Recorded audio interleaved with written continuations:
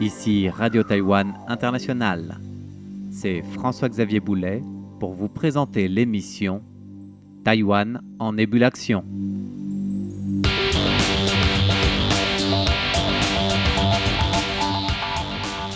Aujourd'hui, nous allons parler d'une innovation phare de Taïwan avec un système énergétique miniature au format d'un petit sac à dos pas plus grand. Et ce sac à dos va bientôt s'arracher sur le marché commercial puisqu'il s'agit d'un système de production portable de biodiesel, rien que cela.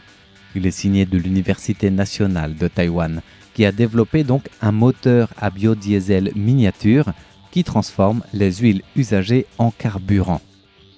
L'idée géniale vient d'une équipe de recherche dirigée par la professeure associée Chiang Ya-U du département de génie mécanique à l'Université nationale de Taïwan. Une recherche publiée dans le numéro 42 à la une même de la prestigieuse revue internationale Green Chemistry et qui intervient dans le contexte de tensions au Moyen-Orient. Du coup, l'utilisation efficace de l'énergie est devenue une préoccupation majeure et l'équipe taïwanaise est d'autant plus mise en avant par cette recherche puisque son système miniature assure une production en continu de biodiesel. Une invention qui a vite gagné le surnom de « machine à café de supérette » dans le monde de l'énergie. Alors, contrairement aux méthodes industrielles classiques et traditionnelles qui nécessitent des infrastructures massives, cette nouvelle technologie travaillée par Taïwan se veut miniaturisée. Elle utilise des micro-réacteurs pour purifier le carburant de manière continue. Une innovation qui permet donc de générer de l'énergie de façon décentralisée et qui offre ainsi une solution précieuse en cas de conflit, en cas de catastrophe naturelle ou de rupture d'approvisionnement quelconque. La professeure associée Chiang Ya-U du département de génie mécanique à l'Université nationale de Taïwan, à la tête de cette équipe de recherche, a détaillé ce système portable et de production continue du biodiesel, pas plus grand qu'un sac à dos donc, un appareil réfléchi pour pouvoir transformer des ressources renouvelables telles que les huiles végétales, les huiles de cuisson usagées aussi, en carburant de haute qualité avec plusieurs technologies utilisées. Notamment, le système repose sur l'intégration de composants technologiques avancés pour le volet de la miniaturisation, à commencer donc par des micro-réacteurs. Le système utilise en effet des micro-réacteurs qui sont conçus par l'entreprise taïwanaise Corning et qui, intégrés au séparateur à fil hélicoïdal, permettent une séparation efficace et en continu des liquides à haute viscosité, ce qui est en fait présenté comme une étape cruciale dans ce processus. Ce séparateur à fil hélicoïdal est en effet la technologie maîtresse de ce tout nouveau système miniature. Parmi les nouveautés ou caractéristiques techniques apportées dans cette innovation par rapport aux méthodes traditionnelles de production du carburant, en plus de cette option portative ou miniature, ce sac à dos producteur de biodiesel le produit en continu. Et c'est là aussi un point clé de cette innovation car, contrairement aux processus classiques qui sont souvent longs et laborieux, eh bien, le nouveau système fonctionne, lui, de manière ininterrompue avec une efficacité accrue, puisque les expériences chiffrées présentent un rendement en biodiesel qui va jusqu'à 91,14%. Quant au format compact, c'est un atout majeur, car la taille réduite du nouveau système permet une production décentralisée, comme nous le disions dans l'introduction. Cela permet de rompre avec la dépendance aux grandes usines chimiques en cas de conflit, en cas de catastrophe, en cas de blocus ou d'autres raisons qui pourraient entraîner un arrêt de la chaîne d'approvisionnement classique. Alors au niveau des atouts et des enjeux, nous venons d'en évoquer certains, certes. La professeure associée Chiang Ya-U souligne aussi que pour Taïwan, ce nouvel outil se veut géopolitiquement stratégique, mais aussi se veut très simple au niveau du déploiement. D'ailleurs, la plupart des experts et chercheurs comparent cet appareil à une machine à café de supérette, d'où le nom qu'il a gagné, soulignant qu'il peut être installé un peu n'importe où et très facile d'accès.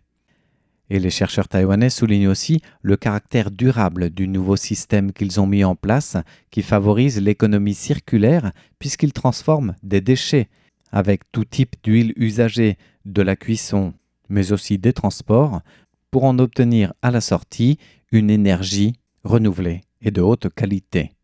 Alors le principal défi technologique résolu par l'équipe a été la question de la séparation des liquides à haute viscosité et des eaux usées. Dans les systèmes traditionnels, c'est un processus qui nécessite des équipements volumineux, une consommation d'eau importante aussi. Cela constituait jusqu'alors d'ailleurs le plus grand obstacle à l'approche de l'équipe qui voulait travailler sur une miniaturisation des systèmes de production du biodiesel. Quant aux applications potentielles, les débouchés de cette nouvelle technologie publiée dans la revue internationale Green Chemistry sont vastes et variés. Depuis les commerces de proximité, avec l'installation de ce type de production continue et même peut-être ambulante ou portative de ce type de biodiesel, à portée de n'importe quel étal ou échoppe de rue, imaginez alors à côté des fameux stands de nourriture des rues des marchés de nuit par exemple, voir leurs huiles usagées transformées sur le champ et en continu en électricité via ces fameux mini-générateurs diesel. Imaginez aussi dans le secteur médical une utilisation comme source d'énergie de secours d'urgence pour les installations médicales, un peu comme le sont les groupes électrogènes en cas de coupure d'électricité. Quant aux communautés locales, la production d'électricité à l'échelle d'un quartier ou d'une communauté pourrait être aussi envisageable en fonction de la durabilité de ce système et de sa commercialisation. Une commercialisation qui pourrait du reste être aussi à l'échelle industrielle. D'ailleurs, l'équipe taïwanaise collabore actuellement avec la compagnie pétrolière publique de Taïwan, la CPC, pour justement explorer les opportunités commerciales de ce système qui commence à faire grand bruit. Alors la pièce maîtresse, nous en revenons à notre séparateur à fil hélicoïdal, qui est en effet l'étape innovante majeure du système qui a permis cette avancée.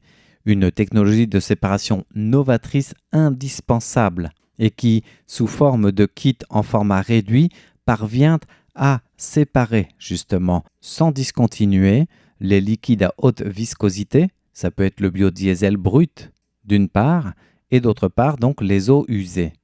Pas besoin alors de passer par l'étape traditionnelle du lavage à l'eau pour la purification du biodiesel, ce qui là nécessite une consommation énorme en eau et aussi des équipements volumineux. Le séparateur à fil hélicoïdal mis en place par l'équipe taïwanaise fait d'une pierre deux coups en assumant justement ces installations massives traditionnelles. Et c'est la clé de la miniaturisation, précisément l'utilisation de ce composant couplé au micro-réacteur a permis aux chercheurs taïwanais de réduire largement la taille du système pour qu'il tienne dans un tout petit sac à dos en restant efficace, voire même en augmentant le rendement.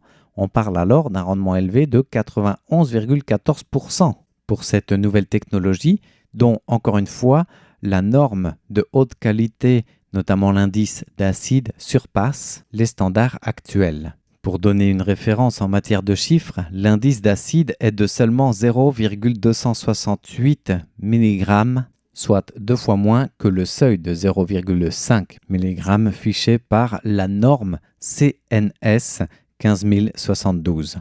Cela signifie concrètement que le produit peut être utilisé directement dans les moteurs qui existent, sans modification complexe ou sans ajout.